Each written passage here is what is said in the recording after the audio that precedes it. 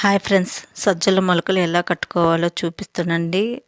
ముందుగా ఇలా సజ్జలు తీసుకొని నేను నీళ్ళల్లో పోసుకొని 1-2 సార్లు శుభ్రంగా కడుక్కోవాలి. ఆ పైన ఏమన్నా పొట్టు కానీ తేలికగా ఉండే సజ్జలు కానీ అవన్నీ పోతాయండి. ఇలాగ కడిగేసుకున్న సజ్జల్ని నేను మార్నింగే నానబెట్టుకున్నాను అండి. నైట్ వరకు కనీసం 10 అవర్స్ అన్నా నానాలి.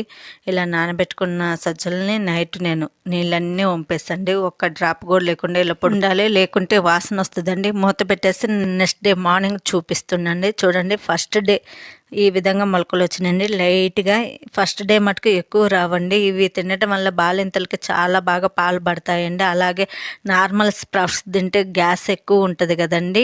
ఇవి తినటం వల్ల ఎటువంటి గ్యాస్ ప్రాబ్లం ఉండదు. ఇదే సెకండ్ డే చూపిస్తున్నా చూడండి, ఎంత బాగా మొలకలు వచ్చినాయి. వీటిని చక్కెరతో కానీ బెల్లంతో కానీ తినొచ్చు, లేదంటే ఇంకా హెల్తీగా తినాలంటే ఖర్జూర పండుతో తినండి, ఇంకా చాలా బాగుంటుంది. మీకు నచ్చితే లైక్ చేయండి.